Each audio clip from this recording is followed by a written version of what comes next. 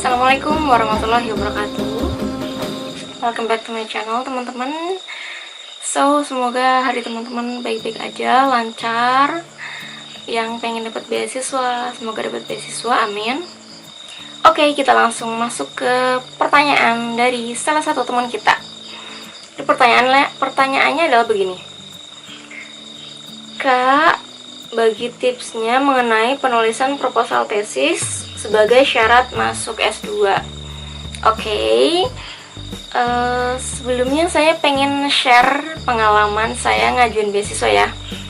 Jadi ketika itu saya mencoba mendaftar di beasiswa PMLD, program Magister Lanjut Doktor. Jadi salah satu syarat dari program beasiswa tersebut adalah mengajukan proposal tesis dengan halaman sekitar 7 sampai 12 halaman. Itu yang ada dalam persyaratan brosur tersebut. Kemudian saya membuat proposal dengan sekitar 12 halaman. Tentu teman-teman akan merasa itu tuh kayak sedikit banget gitu. Tapi sebenarnya 12 halaman itu maksimal dan itu ternyata cukup, teman-teman. Karena sebenarnya isi proposalnya itu lebih ke fokus dan inti penelitian apa yang akan kita teliti. Teman-teman harus mencari tahu topik penelitiannya itu seperti apa, kemudian cangkupannya bagaimana, kayak gitu. Serta tentukan kerangkanya dan yang terakhir referensinya.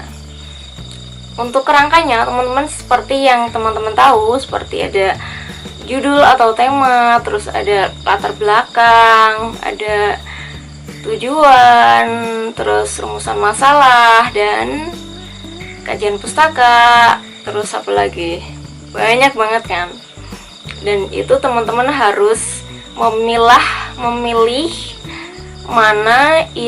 poin mana yang harus diperlebar, poin mana yang harus dipersempit, supaya tidak lebih dari 12 halaman tadi.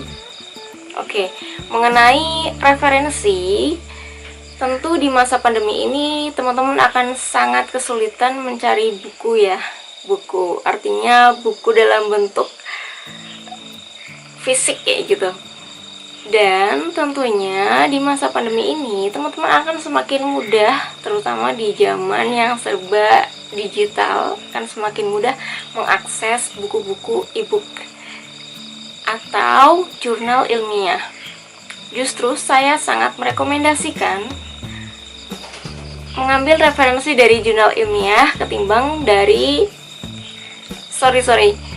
Justru saya sangat merekomendasikan mengambil referensi dari jurnal ilmiah selain dari buku. Jadi tidak berarti juga kan mengesampingkan buku, tapi selain buku kita juga ada jurnal gitu. Nah, saran saya itu lebih difokuskan referensinya pada jurnal, karena jurnal sifatnya lebih valid. Pasti kan kalau buku itu ada buku yang 5 tahun ke bawah atau 5 tahun seperti itu kan standarnya.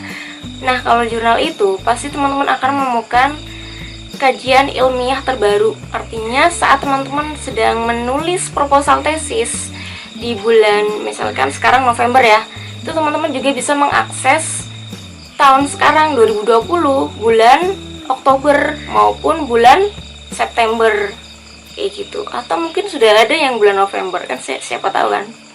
Nah, itu dia. Intinya ke novelty-nya, temuannya, dan lebih ke kebaruannya, lebih fresh. Kalau jurnal kan, artikel jurnal itu lebih fresh kajiannya dan lebih valid, karena artikel itu pasti sudah melalui tahap reviewers, sudah melalui tahap revisi, dan tidak sembarangan ya terbit di jurnal.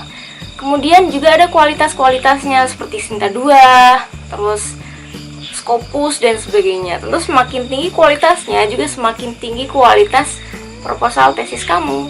Itu dia. Semoga bermanfaat. Dan kalau teman-teman ada saran selain itu mengenai proposal tesis, bisa komen di bawah ya. Assalamualaikum warahmatullahi wabarakatuh.